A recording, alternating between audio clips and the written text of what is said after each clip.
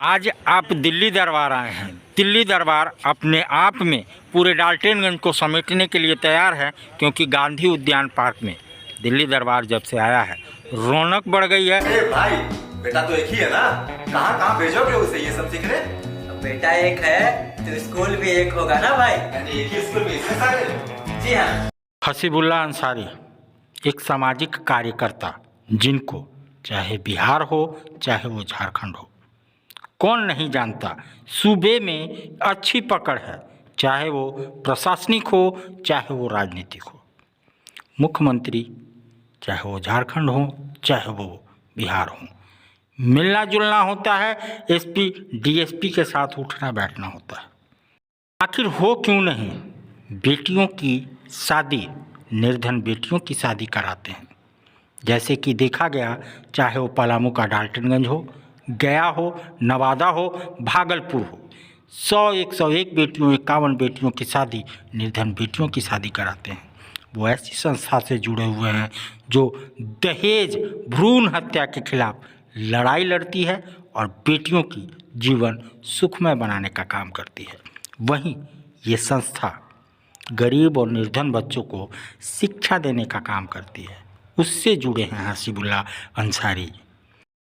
हसीबुल्ला जी, आज एक थाना का उद्घाटन, आपका जो पैतृक गांव है, जो जन्म स्थान है, वहाँ के बगल में ही एक थाना का उद्घाटन आप सबों के लिए कितना सुखद?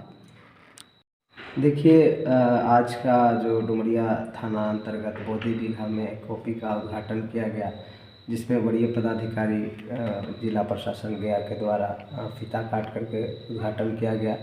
ये बिल्कुल डुमरिया और डुमरिया के आसपास के लोगों के लिए एक बेहद खुशी की बात है, और मैं तहे दिल से शुक्रिया अदा करना चाहता हूँ जिला प्रशासन का कि ऐसे डुमरिया ऐसे क्षेत्र में अगर थाना को डिस्ट्रीब्यूट किया जा रहा है थोड़े थोड़े जगह पे। कुछ दिन पहले आपका मैगरा में भी थाना का उद्घाटन हुआ था, आज बोधी बीघा में हुआ।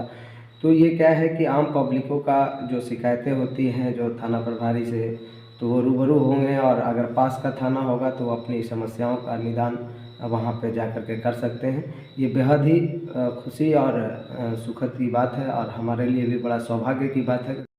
हसीबुल्ला जी, आप भी कुछ महीनों से डुमरिया का जो प्रशासन है उससे प्रताड़ित किए जा रहे हैं। आप बीच में एक प्रेस कॉन्फ्रेंस भी किए थे, क्या था वो मामला?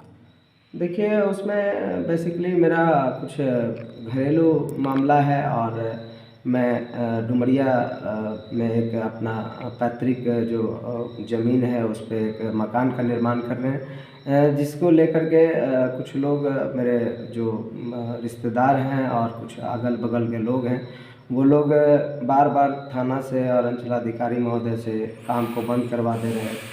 इसी बीच अभी एक एफआईआर भी हुआ था, जिसके लिए मैंने जिला प्रशासन को और वरीय पदाधिकारी को मैंने एक लेटर के माध्यम से एक पत्र लिखा है, जिसमें हमें बताया गया है कि आपका जो भी समस्या है उसका निदान किया जाएगा।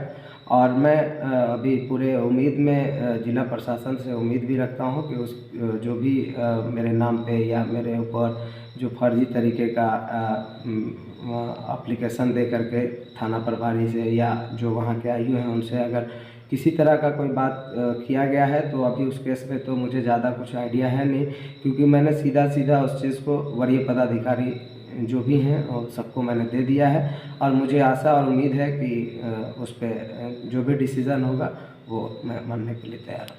आप जैसे समाज सेवी के साथ भी ऐसा घटना घटता है, क्योंकि आप एक स्कूल भी चलाते हैं जो निर्धन और गरीब वहाँ बच्चे पढ़ते हैं। भ्रूण हत्या, दहेज प्रथा के खिलाफ और बाल विवाह के खिलाफ लड़ते हैं, फिर भी आपके साथ ऐसा अन्याय प्रशासन के द्वारा कतई शोभा नहीं देता। इस पर क्या कहते हैं? देखिए, मैं तो एक ही बात बोलूँगा कि वो चाहे डुमरिया प्रशासन हो या जिला प्रशासन हो या कहीं के भी प्रशासन हो, प्रशासन का काम है एक तरीके का सहयोग देना और आम पब्लिक की बात को सुनना और उस पर जा कर के स्थल का निरीक्षण करना, तभी उस पर किसी तरह का मुकदमा हो या कुछ भी हो। और यहाँ पे जो मेरे साथ किया गया है वो ना तो किसी तरह का नोटिस था और ना ही किसी तरह का कोई आवेदन मिला, और सीधा सीधा टारगेट लेकर के एक एफआईआर कर देना, जिसमें पूरे के पूरे तरीके से फर्जी है। मैं इस चीज़ को पहले भी प्रेस कॉन्फ्रेंस में बताया हूँ और अभी भी बता रहा हूँ कि आप उस केस का जो भी एप्लीकेशन दिया गया है द्वितीय पक्ष के द्वारा, उस चीज़ को आप पढ़ें और देखें। और स्थानीय लोग, मैं अपनी बात नहीं कर रहा हूँ, स्थानीय लोग से आप आकर के पूछें, स्थल का निरीक्षण करें। अगर उसमें हम दोषी पाए जाते हैं तो हमको जेल भेज दिया जाए, और अगर दोषी नहीं पाए जाते हैं तो वैसे लोग जो इस केस में जितने लोग सम्मिलित हैं उन पे कार्रवाई किया जाए। दूसरी बात की प्रशासन से सबसे पहली बात तो मैं ये करूँगा कि अगर आपकी आवाज़ को स्थानीय या जो भी प्रशासन है अगर नहीं सुन रहे हैं तो उनके ऊपर भी वरीय पदाधिकारी होते हैं, आप अपनी बात को लेकर के जाइए और वो लोग सुनते भी हैं और उस पर जो भी डिसीज़न होता है वो करके फाइनल करते हैं।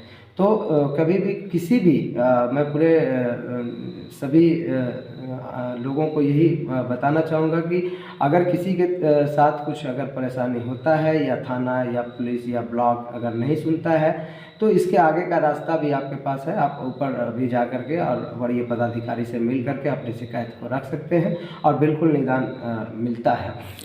जहाँ तक मुझे ज्ञात है ये वही मकान है ना जिसके प्लिंथ के टाइम और पिलर देने के टाइम झगड़ा शायद 1 साल से चल रहा है, क्या वही मकान है? जी वही मकान है। उसमें भी जब जिस दिन मेरा मकान का निर्माण के लिए मैंने पिलर खोदा था तो डुमरिया थाना के एक आईओ सर या जो भी वहाँ के ये हैं वो आए थे अपने टीम के साथ तो काम को रुकवाने के लिए। तो मैंने उस समय भी उनको सारे अपनी ज़मीन की जो भी कागजात था मैंने दिया और देने के बाद उन्होंने पुनः काम शुरू करने के लिए आदेश भी दिया और काम मेरा चालू रहा। और फिर थोड़े दिन के बाद एक रास्ते का विवाद हुआ जिसमें अंचलाधिकारी डुमरिया और थाना प्रभारी डुमरिया के समक्ष जनता दरबार में हम गए और उसके बाद मेरे जो द्वितीय पक्ष थे वो भी गए और दोनों के बीच में भी एक वो जो भी फैसला आया वो मेरे हक में ही आया और फिर पुनः हम मकान का दरवाज़ा खोल दिए। अभी मेरा मकान जो है वो ढलाई के उस पे है, लास्ट स्टेज पे है।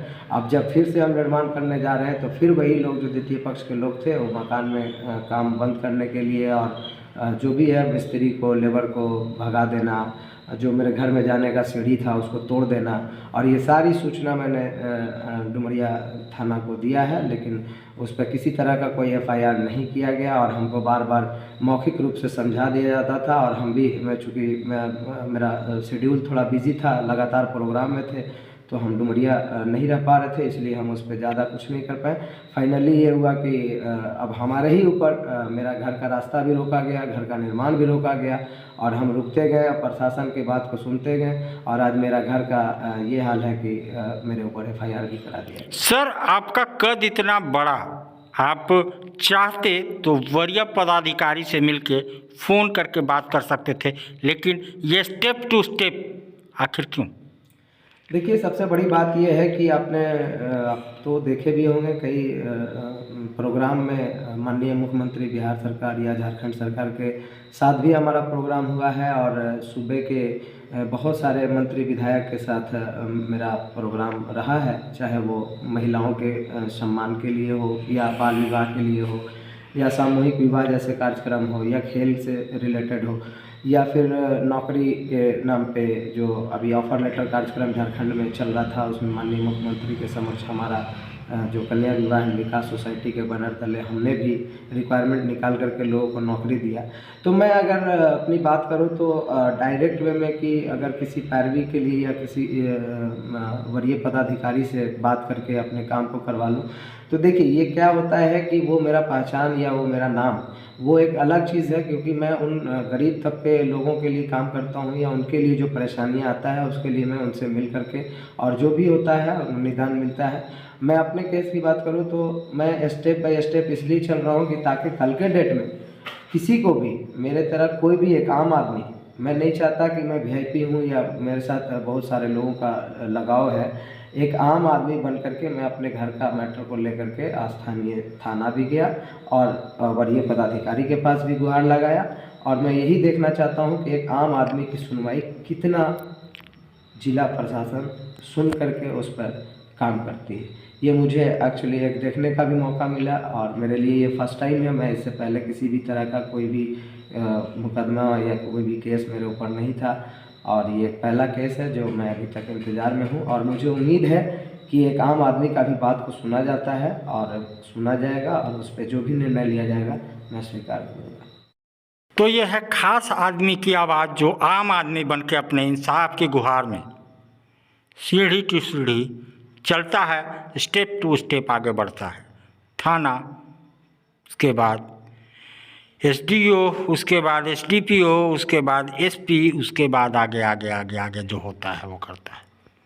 तो इंसाफ के इंतज़ार में हसीबुल्ला अंसारी कब तक रखते हैं ये देखने की बात है, क्योंकि प्रशासन से आश्वासन तो हर दिन, हर घंटे, हर पल मिल रही है कि आपका काम हो जाएगा, क्योंकि आप गलत नहीं हैं, आपका काम हो जाएगा, आप गलत नहीं हैं।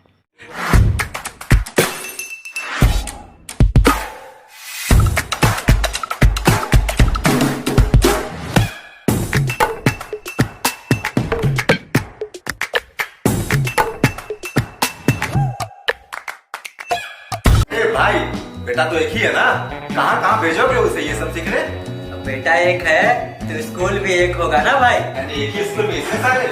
जी हाँ, ग्रीन वैली इंटरनेशनल स्कूल, यानी कि अपने बच्चों के लिए एकदम सही स्कूल। जी हाँ, ग्रीन वैली इंटरनेशनल स्कूल जो गढ़ता है आपके बच्चों का भविष्य।